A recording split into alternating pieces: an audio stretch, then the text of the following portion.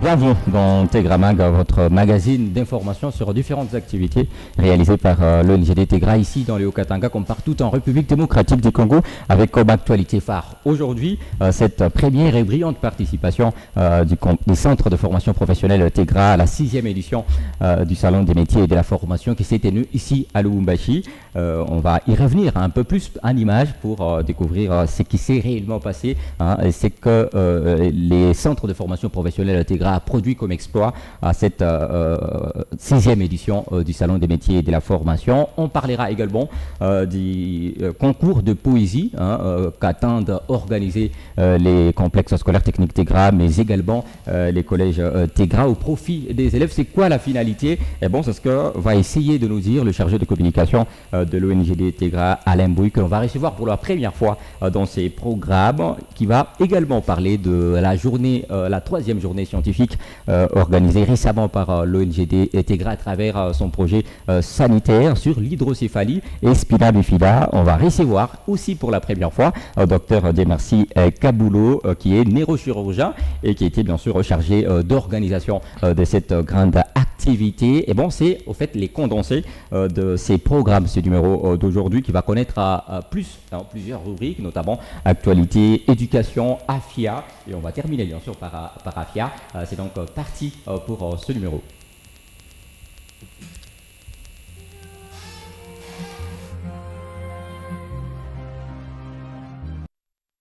C'est enfin parti pour Tegra Mag de ce jour. Je l'ai annoncé, on va commencer par notre première rubrique consacrée à l'actualité. L'actualité, c'est d'abord et avant tout ces salons des métiers organisés par la Fédération des entreprises du Congo récemment à Lubumbashi, c'est-à-dire du 29 septembre au 1er octobre dernier.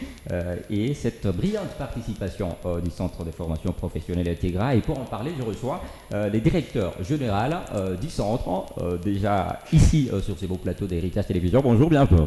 Merci, bonjour monsieur. Voilà, c'est monsieur Dona Mutombo.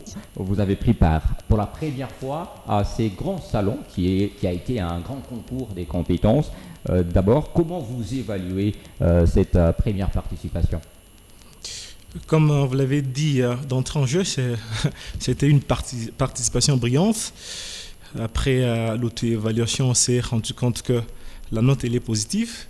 Alors c'était vraiment positif dans l'ensemble. C'était vraiment positif dans l'ensemble. Alors, je rappelle en fait, les centres de formation professionnelle Tegra a aligné une imprédante en hôtellerie et restauration. Celle-ci a fait des exploits durant 2 jours à travers des recettes qu'elle a proposées. On va d'abord suivre ce qu'a été cette participation du centre de formation professionnelle Tegra. On revient pour en parler. Les centres de formation professionnelle Tegra a pris part pour la première fois au Salon des métiers et de la formation du 29 au 30 septembre dernier à Lubumbashi. Aux côtés de plusieurs autres écoles et centres de formation professionnelle, les CFPT a pour son compte aligné une apprenante en hôtellerie et restauration à ces grands concours des compétences. Durant 2 jours, la jeune fille a exposé tout son savoir-faire à travers des recettes qui ont retenu l'attention de tous les participants. Au premier jour, Merveille a impressionné toutes les autorités, y compris la ministre provinciale de l'Éducation, avec sa recette faite des boulettes à base de noix de coco. Hier, je suis tombée sur une recette, la boulette de noix de coco. Une recette qui a de l'impact sur la santé et qui n'est même pas connue ici. Ici, nous connaissons beaucoup plus les boulettes à la viande, les boulettes au beurre. Au deuxième jour, la cuisine du CFPT va attirer plus de curiosité. Les stands envahis, les commandes seront même faites sur place. Une participation bien réussie et dont se félicitent les directeurs généraux du centre. La fille aujourd'hui a fait beaucoup de points, en tout cas gagné, a été l'objet de beaucoup d'éloges parce que la réalisation, en fait, c'est quelque chose qui sort un peu du commun. Vous l'avez sans doute remarqué. Pour Dona Mutombo, ce salon des métiers aura été une occasion indiquée pour présenter au public les centres de formation professionnelle Tegra, mais surtout la qualité de la formation qu'il organise, particulièrement en hôtellerie et restauration. Nous avons des personnes bien assises, bien calées pour ce qui est de l'art culinaire. Alors ces personnes sont là au service des jeunes filles, des jeunes hommes ou encore de grandes personnes qui veulent se valoriser dans ce milieu de la cuisine, avec des programmes bien élaborés, avec toutes les ressources, avec un cadre approprié. Les centres de formation professionnelle TEGRA, un des grands établissements d'apprentissage des métiers à Lubumbashi, a présenté cette année seulement la filière de l'hôtellerie et restauration au Salon des métiers et de la formation organisé par la Fédération des entreprises du Congo, qui s'est tenue au Centre des ressources du Haut-Katanga, à l'INPP et à Wallonie-Bruxelles, sous les thèmes la place de l'enseignement technique et de la formation professionnelle dans le développement durable de l'économie congolaise. Rappelons que 18 filières ont été concernées cette année.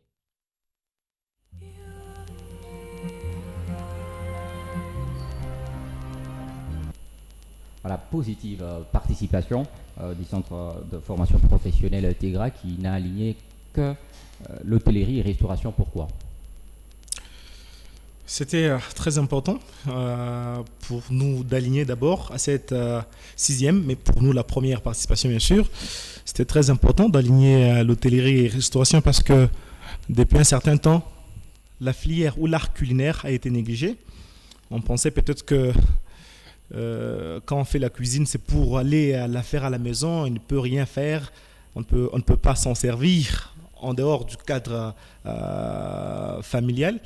Mais maintenant, avec cette participation, nous avons montré à tout le monde que l'art culinaire, c'est parmi les métiers innovants, c'est parmi les métiers qui rapportent, et c'est parmi les métiers qui font avancer. Alors cela a donné pratiquement du goût à beaucoup de gens qui hésitaient de pouvoir décider de suivre des formations, notamment dans ce métier qui est innovateur et qui rapporte d'ailleurs beaucoup. Voilà, parmi les grands objectifs de ces salons des métiers et de la formation, nous avons notamment l'objectif d'améliorer l'employabilité des jeunes. Est-ce que le centre de formation professionnelle TEGRA est aussi dans cette voie-là? Tout à fait. Je pense que les images sont passées. Vous avez vu par rapport à la prestation de la FIC qui est notre produit. Quand vous-même vous l'évaluez, vous vous rendez compte que la fille a des compétences et qu'elle ne peut pas chômer. Beaucoup de gens peuvent la solliciter d'ailleurs, beaucoup de gens ont commencé à la solliciter. Cela montre que l'employabilité, elle est assurée à travers les formations que nous donnons aux gens. Et au-delà du fait qu'elle peut être employée ou engagée dans une entreprise, elle a déjà des atouts pour s'auto-employer elle-même. Elle peut entreprendre parce qu'elle a des compétences qu'elle a su démontrer au public.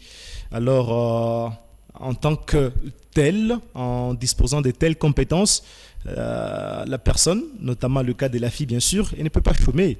Elle va s'auto-employer, elle va entreprendre et diminuer pratiquement le taux du chômage à travers le service qu'elle va rendre, que ce soit au sein d'une entreprise ou que ce soit par la voie d'entrepreneuriat.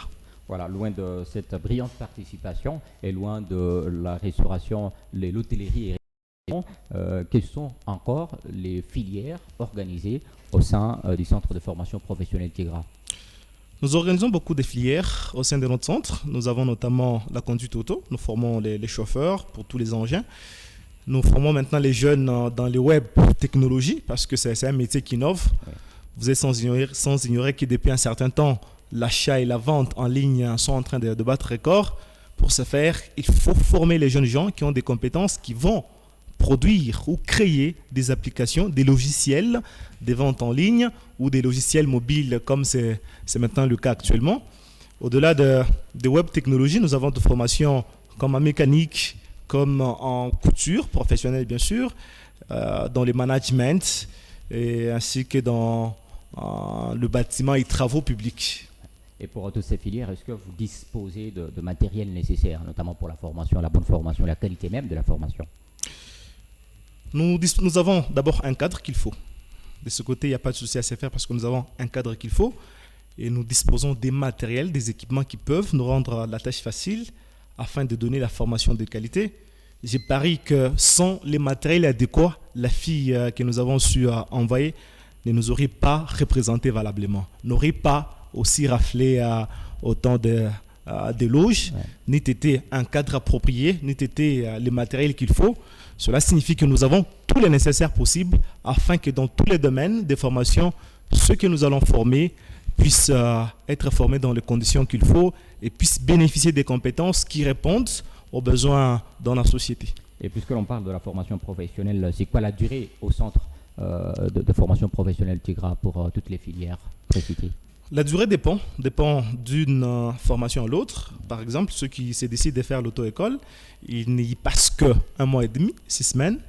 Alors, ceux qui veulent avoir des compétences dans la coupe et couture, ils y passent de 3 à 6 mois. Et cela est fonction de la formation que la personne vient solliciter. Exactement. Alors, pour vous contacter, parce qu'on est suivi, bien sûr, par plusieurs jeunes qui, après cette émission, voudraient peut-être prendre contact avec les centres. Alors, par quelle voie passer? Voilà, nous avons les numéros de contact. Par exemple, ils peuvent nous contacter à travers les 089 58 18 359. Ils peuvent nous écrire à notre site officiel info@tegraongd.org. Ils peuvent également nous rejoindre dans nos différents bureaux, notamment sur 31e poteau, sur route Kinsevere, ou dans toutes les structures des Tegra médicales, comme sur Adoula ou encore à Kilobé. Donc, dans toutes les structures des Tegra ONGD, les gens peuvent venir se renseigner. Tout est déjà mis à leur disposition. Et peut-être pour finir, c'est quoi l'assurance, les coûts sur le coût? Parce qu'au fait, aujourd'hui, la grande différence, la grande problématique, c'est au fait celle liée au coût.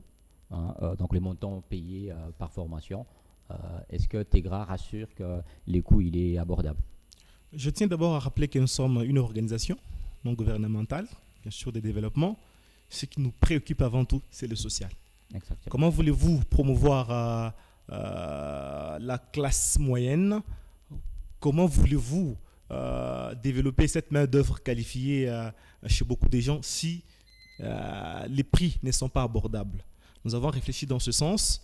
En tout cas, au sein de notre centre de formation, il n'y a pas à se casser des têtes parce que toutes les formations sont, en tout cas, sont offertes à moindre coût. Il n'y a pas de souci pour ce qui est des prix. Tout le monde a sa place. Voilà, on a fini avec les DG, les directeurs généraux du centre de formation professionnelle TEGRA, qui a un mot, je crois. Alors, le mot que nous voudrons placer, c'est en rapport avec une formation qui est ouverte à tous les publics, qui aura lieu le 29 de ce mois, bien sûr. Ouais. Alors, ça sera sur la sécurité personnelle. Vous êtes sans ignorer que depuis un certain temps, beaucoup de gens, vous entendez les gens, en fait, décrier l'insécurité. Ouais. Mais nous nous retrouvons parfois dans l'insécurité parce que c'est nous-mêmes qui nous mettons dans de telles conditions. Nous affichons certaines attitudes, certains comportements qui peuvent nous mettre nous-mêmes en insécurité. Donc, la sécurité, notre propre sécurité, ce n'est pas l'affaire des autorités, comme nous avons toujours l'habitude de dire, notre propre sécurité, ce n'est pas l'affaire du voisin, c'est nous-mêmes. Alors, il faut avoir toutes les compétences, il faut être bien informé sur les attitudes qu'il faut afficher, les comportements qu'il faut afficher, de telle sorte que, d'une manière ou d'une autre, nous ne puissions pas nous mettre nous-mêmes en insécurité. Et la formation va se passer où directement? Voilà, ça va se passer dans la salle de conférence de TEGRA ONGD. Alors, tout celui qui souhaitera s'inscrire, alors il peut passer à nos bureaux ou nous contacter par le numéro que nous venons de donner. Ouais. Alors, l'inscription se prend à $7. Cela va permettre à ce que la personne puisse acquérir son badge d'accès parce que c'est sécurisé. Et après les $7, il n'y a pas autre chose qu'il faut payer en termes d'argent. Alors, tout le monde est invité. Il n'y a pas de discrimination, il n'y a pas de limite. Voilà, merci à M. Donat Mutombo, directeur général du centre de formation professionnelle TEGRA. Nous vous remercions d'être passé sur ce beau plateau. C'est moi qui vous remercie. Voilà, nous venons de terminer notre première partie, la première partie de l'actualité consacrée à l'actualité. On a reçu bien sûr les DG du centre de formation professionnelle TEGRA. On va passer à l'autre rubrique tout de suite.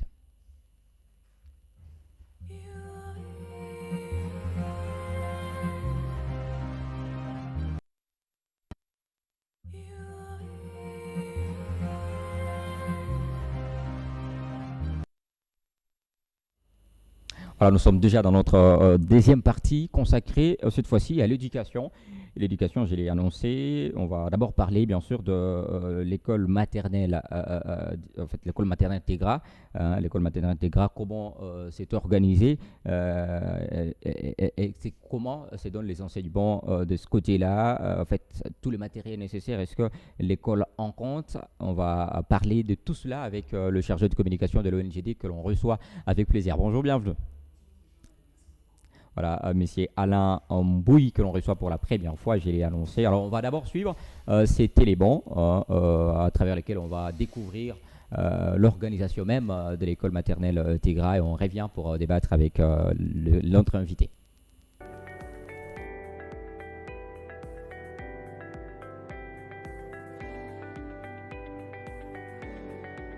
L'école maternelle est très importante dans la vie de l'enfant parce qu'elle prépare l'enfant vers l'école primaire avec succès, sans peur, sans crainte. Et l'enfant s'habitue à la discipline de l'école dès l'enfance. La crèche, c'est ce qu'on appelait auparavant la maison des animaux où Jésus-Christ était né. Mais pour ce moment ici, nous parlons de la garderie des enfants. Ce qui signifie, c'est une maison qui accueille les enfants de 0 à 2 ans pour bien les garder et les protéger durant toute la journée. À quoi servent les ciseaux? Très bien. À quoi servent les cahiers? À dessiner. Mon école s'appelle Complexe scolaire de Tegra. Elle est située entre 2 avenues. L'avenue Joël Boulunda et l'avenue Nikaki Kongwe. J'ai réussi ma classe. Ma classe est jolie. On a chacun sa place. Au mur, il y a des images. J'aime bien ma classe. Nous avons 12 activités à l'école maternelle. Oui, il y a l'activité exploratoire.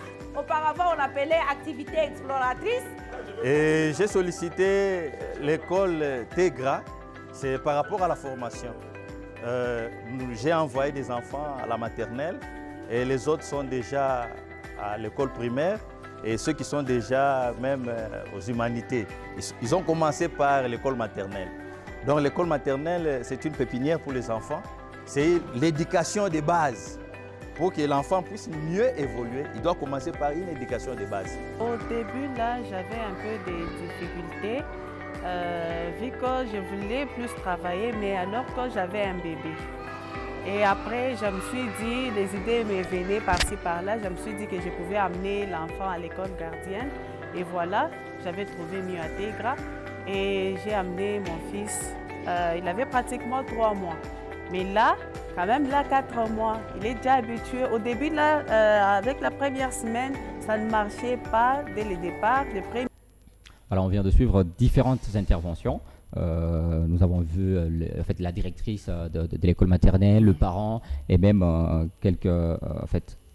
le personnel même, hein, s'il faut le dire ainsi, de cette école. Aujourd'hui, quel est le niveau de l'école maternelle Tegra? Merci beaucoup pour la question, M. Jean, et aussi merci à tous les téléspectateurs d'Héritage Télévision. D'emblée, je dirais que Tegra ONGD a pour mission, en tout cas, de mettre l'accent sur la vie humaine au travers de 3 grands projets, l'éducation, la santé et l'agro-pastoral. Il y a envie d'améliorer les conditions de vie de la population. Et pas seulement le pain, comme le dit la Bible, l'homme ne vivra pas seulement de pain. Ouais. Et aussi au niveau de Tegra, qu'est-ce qu'on s'est dit? Pas seulement le pain, mais il faudrait également l'éducation. Et donc tous les efforts en tout cas sont en train d'être fournis pour donner à nos enfants, partant de plus petits jusqu'au plus grand, comme vous venez de suivre le directeur général du centre de formation. Donc la bonne éducation est donnée aux enfants et dans la vidéo vous verrez même qu'il y a le matériel des jeux que l'ONGD a mis à la disposition des enfants pour une bonne éducation, parce qu'à l'école maternelle, ce n'est pas seulement les différentes branches d'activités qui sont données, mais il faudra aussi des activités de divertissement. Donc en tout cas, le niveau, il est bon au niveau de l'école maternelle. Voilà, le niveau, il est bon. Il y a, je crois, tous les niveaux nécessaires pour la formation, en fait, à ce qui concerne l'école maternelle, c'est-à-dire le premier niveau et jusqu'au 3e niveau. 3e niveau, mais il y a aussi l'école gardienne. Déjà, cette année, on a plus de 9 ou 10 enfants au niveau de l'école gardienne. En tout cas, l'idée, c'est que vraiment permettre à la population, permettre aux parents qui nous suivent de donner une bonne éducation au niveau des enfants, parce que l'école maternelle, c'est l'éducation des bases commence à partir de là. Donc déjà, si l'enfant ne reçoit pas une très bonne éducation au niveau de l'école maternelle, en tout cas, le futur sera un peu compliqué. D'où les futurs pour nous commencent maintenant et aujourd'hui. Et la gardienne concerne les enfants de quel âge? L'école gardienne. Les enfants déjà de 3 mois, 4 mois, comme dans la vidéo. Ouais. Il y a la dame, un parent qui a son enfant de 4 mois. Déjà, l'enfant est là de 8h jusqu'à 12h30. Et tout ça se passe très bien. Voilà, je crois qu'on a fini. Est-ce qu'il y a un ajout par rapport à... Justement, pour finir, il y a un ajout au niveau du complexe scolaire technique Tegra et le collège Tegra, où nous avions eu l'initiative, en tout cas, de mettre en place, je dirais, un championnat, une compétition, un concours de textes poétiques. Voilà. Question, en tout cas, de promouvoir et de chercher ce qu'il y a au fin fond de nos enfants, de nos élèves, la créativité, mais aussi de permettre aux élèves, en tout cas, de mieux s'améliorer au niveau de la rédaction, parce qu'il ne suffit pas seulement de parler français, mais il suffit aussi, il faudra aussi bien écrire, raison pour laquelle ces concours concernent toutes les classes, tous les enfants, de la première jusqu'en 6e. Il y aura bien sûr les éliminations et la phase finale. Le projet éducatif a voulu également associer les écoles du quartier, je les cite. C'est ainsi que la phase finale qui aura lieu au mois de février-mars, nous allons faire appel à toutes les écoles du quartier, je les cite, pour concourir. Et au finish, nous aurons vraiment à récupérer le meilleur garçon ou la meilleure fille qui va justement se démarquer via les différents critères qui sont établis, parce que le poème devrait également respecter les lois de la versification française.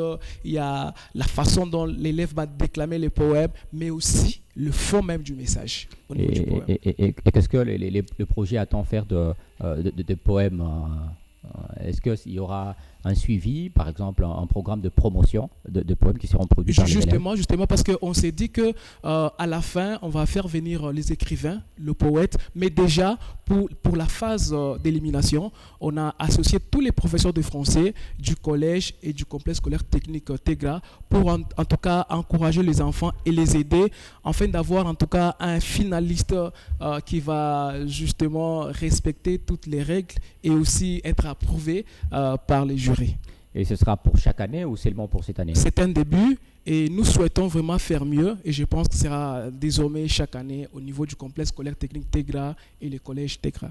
Voilà, que ce soit les directeurs généraux Dona Mutombo et même le chargé de communication, tous sont revenus sur les matériels dont disposent toutes les écoles de l'ONGD Tegra. L'arrivée, le premier lot cette année était bien sûr réceptionné il n'y a pas longtemps. On va d'abord suivre c'est qu'a été l'ambiance le jour de la réception du premier lot de matériel composé bien sûr des outils du laboratoire électronique et même de l'atelier électrique. On va suivre cet élément et on revient pour en débattre. Les lots est arrivé dans la nuit d'hier jeudi en provenance de la Chine. Toute une salle sert d'entrepôt. C'est vendredi matin, l'on défait les colis.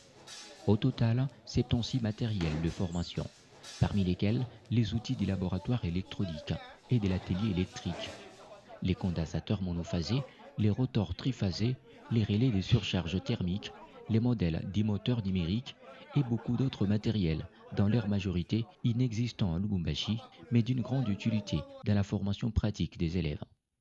Ces matériels, à en croire le secrétaire exécutif de l'ONGD Tegra, trouvés sur place, viennent davantage équiper les ateliers du complexe scolaire technique Tegra, dans le souci d'améliorer la qualité de l'éducation. On ne peut pas toujours former par la théorie, mais il faudrait lier la théorie à la pratique. C'est dans cette option que nous avons voulu le projet éducatif des matériels que vous êtes en train de voir là. Tous du premier choix, ces matériels, une fois installés, pourront également servir au centre de formation professionnelle Tegra, un des grands centres d'apprentissage des métiers engagés dans la lutte contre le chômage. Mais ce n'est pas tout. Ces laboratoires et ateliers seront également mis à la portée des autres écoles et centres de formation professionnelle basés à Lubumbashi pour des séances pratiques. même ceux-là qui sont de l'extérieur, ils pourront toujours venir et lier la théorie à la pratique. Parce que, nous savons, il y a certaines écoles qui organisent des sections techniques, mais qui n'ont pas de matériel adéquat. Mais c'est déjà ici une occasion que nous invitons tous ces apprenants-là qui voudraient venir parfaire leur formation. Des matériels de jeu pour l'école maternelle Tegra font également partie du lot. Les montages pourront intervenir d'ici jusqu'à la semaine prochaine, bien tombé pour que les élèves en bénéficient dès le début de l'année scolaire pour une formation beaucoup plus pratique.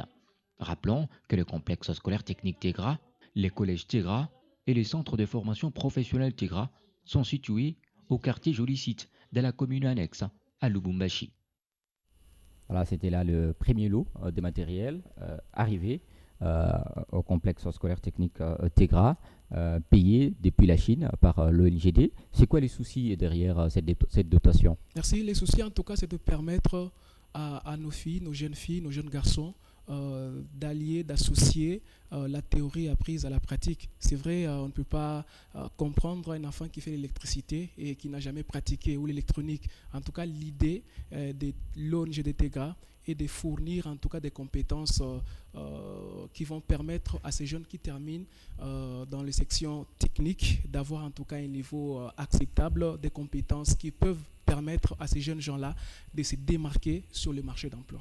Est-ce qu'il y a un autre lot qui est en train de venir pour les autres ateliers? Justement, en tout cas, d'ici 2-3 mois, nous aurons un deuxième lot pour les autres sections, l'hôtellerie et les autres sections techniques. Comme quoi, la coupe et couture, la coupe et couture, la il y a également la géomine et la confection, bien sûr. Ouais.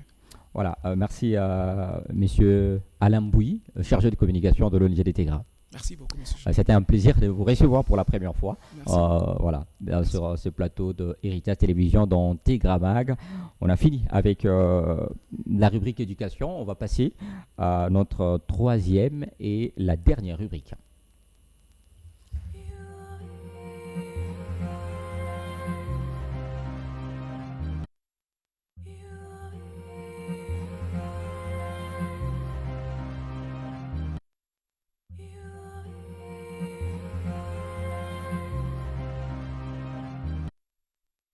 Bon, on devrait commencer par là. C'est au fait la santé dont il est question dans notre dernière rubrique consacrée bien sûr à AFIA. AFIA, c'est la santé. Et on reçoit Dr Diemersi Kabulo, neurochirurgien. Bonjour, bienvenue. Bonjour, monsieur le journaliste. Voilà, on parle avec vous de la troisième journée scientifique organisée récemment par l'ONGD Tegra à travers son projet sanitaire. C'était sur quoi cette fois-ci? Voilà, la troisième journée a porté sur l'hydrocéphalie et spina bifida. Voilà. Oui. Et quelles sont les caractéristiques de ces deux maladies? Voilà, je pense que je vais parler en des termes simples Exactement. pour que nos téléspectateurs puissent nous suivre. Oui, l'hydrocéphalie, hydro signifie l'eau, céphalie c'est la tête, donc c'est excès de liquide dans la tête. Le cerveau normal a un liquide qui le protège contre le traumatisme et qui le nourrit. Et voilà. Maintenant, quand ce liquide est en abondance, c'est ce qu'on appelle l'hydrocéphalie. Et chez les enfants, ça se caractérise souvent par une grosse tête, une macrocranie, comme on le dit à la cité. Et chez l'adulte, c'est difficile de voir, mais ça donne des symptômes qui conduisent à la mort rapidement parce que c'est difficile que la tête puisse augmenter de volume. Voilà. Est-ce que ces pathologies sont fréquentes ici chez nous? Oui, nous avons beaucoup de cas ici chez nous et nous prenons en charge, au moins chaque semaine, on a un cas d'hydrocéphalie. Voilà, au moins chaque semaine. Oui. En fait, un cas d'hydrocéphalie. Oui. Et c'était quoi l'objectif en réunissant? Parce que je les souligne, en fait, on prépare à cette troisième journée les médecins généralistes venus de différentes structures sanitaires de la province et en fait plusieurs personnels et professionnels de la santé. C'était quoi l'objectif derrière cette journée? Merci beaucoup. La neurochirurgie, c'est une spécialité jeune ici chez nous, parce qu'il n'y avait pas de neurochirurgiens avant. Alors, l'objectif derrière, c'est juste partager avec nos collègues quelques conditions de neurochirurgie et leur informer comment diagnostiquer et quand est-ce qu'ils peuvent référer maintenant les malades chez nous. C'est-à-dire, du côté sanitaire, il n'y a pas seulement la santé, il y a aussi l'éducation dans la santé. C'est-à-dire, nous faisons ces conférences pour éduquer, pour partager avec nos collègues quelques notions de neurochirurgie.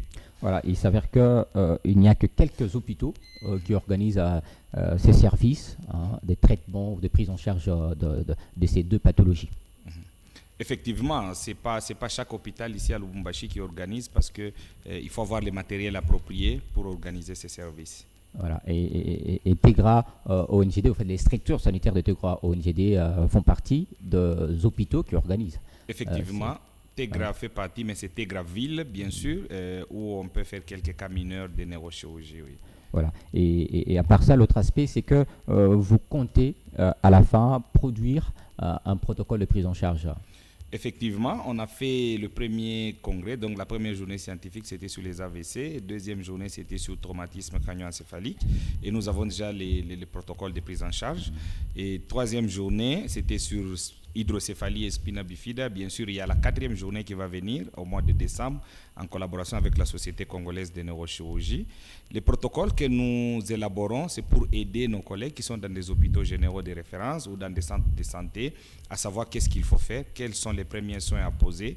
Et ces protocoles sont presque prêts et on va les soumettre premièrement à la division provinciale de la santé où il y aura une séance de validation et dès que c'est validé, on va les partager, on va les publier.